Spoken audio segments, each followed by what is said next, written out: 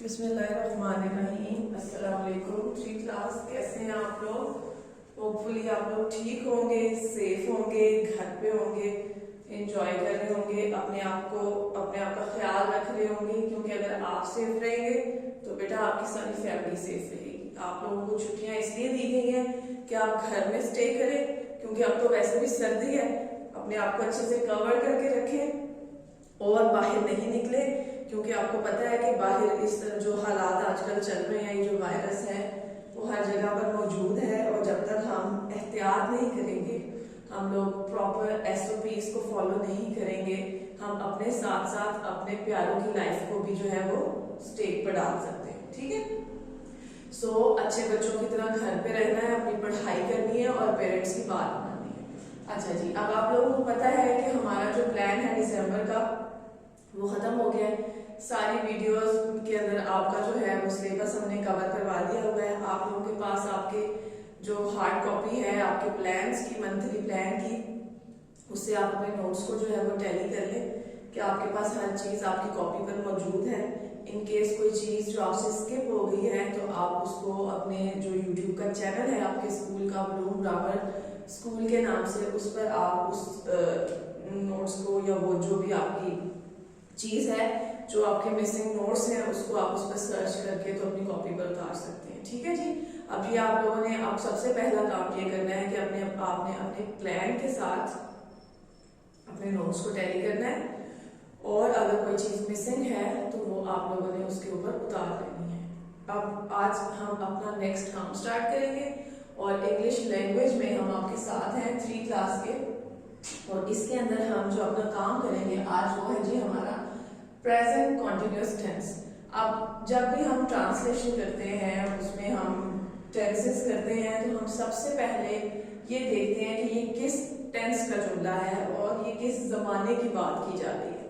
अब इस सब को जानने के लिए हमारे पास जो उर्दू के जुमले होते हैं जिसको हमने इंग्लिश में ट्रांसलेट करना होता है, उन जुमलों के आखिर के अंदर कुछ ऐसी अलामात, कुछ ऐसे अल्फाज होते हैं जिससे हमें ये पता चल जाता है कि ये फला टेंस का जो है वो जुमला है। ठीक है, अब ये आप लोगों को याद रखना है कि हर टेंस की कुछ अलामात होती है, कुछ अल्फाज होते हैं। जब आप जैसे जैसे बाकी टेंसेस करेंगे तो आपको मैं बताती जाऊंगी, लेकिन आज हम जैसे कि प्रेजेंट कॉन्टिन्यूअस कर रहे हैं तो इसके लिए कुछ जो हमारे पास एक तरीका है बनाने का, सबसे पहले उसकी पहचान है।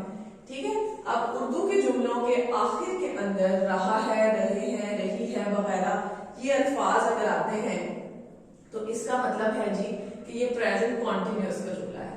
अब ये चीज हमने उर्दू का जुमला पढ़ के फिगर आउट कर ली कि ये हमारे पास जो जुमला है ये प्रेजेंट कॉन्टिन्यूअस का है। तो इसके लिए अब हमने एक हर टेंस का एक फॉर्मूला भी होता है, जैसे मैथ्स के आपके अलजेब्रा के फॉर्मूलाज होते हैं, बाकी सम्स के फॉर्मूलाज होते हैं, वैसे ही आपके टेंसेस के भी फॉर्मूलाज होते हैं। अब ये आपने याद रखना है, ये आपका फॉर्मूला है। ठीक है, इसमें आपने जब कोई भी जुमला बनाना है या उसको ट्रांसलेट करना है तो इस कॉन्टिन्यूटी के साथ करना है। ठीक है, ये जो लिखी हुई है सामने, सबसे पहले आपका सब्जेक्ट आएगा, फिर आपका हेल्पिंग वर्ब आएगा इस टेंस में, और प्रेजेंट कॉन्टिन्यूअस, वैसे तो हेल्पिंग वर्ब बहुत सारे होते हैं लेकिन प्रेजेंट कॉन्टिन्यूअस के अंदर इज, एम और आर का इस्तेमाल होता है। ठीक है जी, इसके साथ हमारा first form of verb use होता है और उसके बाद लास्ट में हम अपना ऑब्जेक्ट लगाते हैं। ठीक है, ये हमारे एफर्मेटिव सेंटेंसेस जो है ये उसका फॉर्मूला है। क्योंकि आज हम एफर्मेटिव या सादा जुमले कर रहे हैं इसलिए मैंने आपको सिर्फ अभी यही चीज समझा रही हूँ। ठीक है, अब सबसे पहले हमारे पास देखें पहला जुमला है अली स्कूल जा रहा है। ठीक है, अब देखें इसके आखिर के अंदर आपके पास आ रहा है जा रहा है बेसिकली। ठीक है, इससे हमें पता चल गया कि ये प्रेजेंट कॉन्टिन्यूअस का जुमला है। अब हमने पहले सब्जेक्ट लगाना है, सब्जेक्ट हमारे पास है अली, हेल्पिंग वर्ब लगाना है। आपको पता है कि सिंगुलर के साथ हमेशा इज लगता है। ठीक है, तो हमने इज जो है वो हेल्पिंग वर्ब लगा दिया, फर्स्ट फॉर्म लगी गो और उसके साथ हमने ING का इजाफा कर दिया। ठीक है, और टू स्कूल हमारा ऑब्जेक्ट आ गया। ठीक है जी, अब उसके बाद दूसरा हमारा जुमला है आयशा चाय बना रही है, आयशा इज मेकिंग टी। ठीक है, उसके बाद आ जाता है हमारा जुमला चपरासी घंटी बजा रहा है।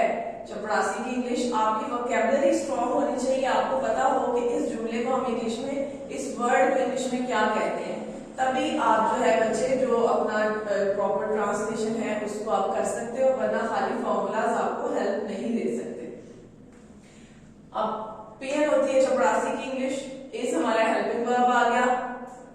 घंटी बजाना रिंग होता है, और अगर घंटी बजाई जा रही है तो वो रिंगिंग हो जाएगा, ringing the bell, the pen is ringing the bell. उसके बाद नेक्स्ट है हमारे पास अम्मी खाना पका रही है, मदर इज कुकिंग फूड। उसके बाद आ जाता है माली पौधों को पानी दे रहा है, the gardener is watering the plants. ठीक है जी, अब ये जुमले आपके 5 जुमले थे जो कि पांचों के पांचों मैंने आपको करवा दिए। ठीक है, इसका फॉर्मूला आपको मैं बार बार बता रही हूँ कि इसको जहन में रखना है कि हमारी जो है वो first form of verb use होगी, उसके साथ हमने अपना जो है वो हेल्पिंग वर्ब यूज करना है, और हमने अपने वर्ब के फर्स्ट फॉर्म के साथ जो है वो आईएनजी का इजाफा करना है। ये सब चीजें अपनी जहन में रखनी है। ठीक है जी, आप लोगों को होपफुली समझ आ गई होगी। एक बार मैं आपको जो फॉर्मूला है वो दोबारा रिपीट कर देती हूँ। ये स्टार्टिंग के अंदर मेरे से आईएनजी इसमें स्किप हो गया था। आपने सब्जेक्ट लगाना है, अपना हेल्पिंग वर्ब लगाना है, और इसके अंदर जो हेल्पिंग वर्ब यूज होते हैं वो है इज, एम और आर। उसके बाद आपने फर्स्ट फॉर्म ऑफ वर्ब लगानी है, और उसके साथ आपने आईएनजी का इजाफा करना है, और लास्ट में आपका ऑब्जेक्ट है।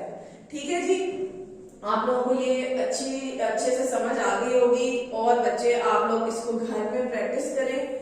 ये जो 5 जुमले मैंने दिए हैं, इसके अलावा भी आप मजीद कम से कम 10 से 15 जुमले जो हैं वो प्रेजेंट कॉन्टिन्यूस के किसी बड़े के साथ बैठें, उनसे कहें कि आपको वो जुमले लिखवाएं, आपको वो प्रॉपरली गाइड करें। अगर आपको कोई वोकैबुलरी का मसला है वो आप उनसे पूछ सकते हैं, लेकिन ये बनाने का तरीका सबका सेम होता है, और आप लोग जब तक इसकी प्रैक्टिस नहीं करेंगे फिर आपको वो क्रैमिंग वाला सिस्टम हो जाएगा कि बस इसको रट्टा मार लिया और हमने ट्रांसलेशन याद कर ली।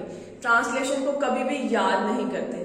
जैसे आपके मैथ्स के सम्स होते हैं वो आपको प्रैक्टिस के साथ क्लियर होते हैं, कॉन्सेप्ट क्लियर होता है, आपको समझ आती है। इसी तरह से ट्रांसलेशन भी एक ऐसी चीज है, जब तक आप उसकी प्रैक्टिस नहीं करेंगे आपको ये समझ नहीं आएगी, और आप इसका जो कॉन्सेप्ट है वो क्लियर नहीं होगा। उसके बाद आपके पास एक ही ऑप्शन बचता है कि बच्चों की तरह जैसे रट्टा मार लिया कि बस इसके जो है ना वो ये ट्रांसलेशन है, मैं इसको याद कर लूं। तो अगर आप इसको अच्छे तरीके से अभी से समझ लेंगे तो ये आपको इन द लॉन्ग रन काम आएगी। लाइफ टाइम आपके टेंसेस चलते हैं, चाहे आप 2 क्लास में, चाहे आप 3 क्लास में, चाहे आप मास्टर्स के एग्जाम्स दे लें। जब तक आपके टेंसेस क्लियर नहीं होंगे आप खुद से कुछ भी नहीं इंग्लिश में लिख सकते। तो अभी से आप लोग जो है इसको ध्यान से इसके ऊपर थोड़ी सी अटेंशन देना शुरू कर दें, ताकि आहिस्ता आहिस्ता आहिस्ता आहिस्ता आपके एक टेंस करके आपके सारे जो 12 टेंसेस हैं वो आपके क्लियर हो जाए और आपकी उसमें प्रैक्टिस हो जाए। ठीक है जी, अब आज का लेक्चर हमारा यहाँ पर खत्म होता है। होपफुली आपको सब चीजें समझ आ गई होंगी। अब नेक्स्ट लेक्चर तक के लिए हमें इजाजत दीजिएगा। अपना ख्याल रखिएगा, अपने साथ रहने वाले लोगों का ख्याल रखें, बाहर नहीं निकलें, ताकि आप सेफ रहें और आपकी फैमिली सेफ रहे। ठीक है जी, अल्लाह हाफिज, दुआ में याद रखिएगा।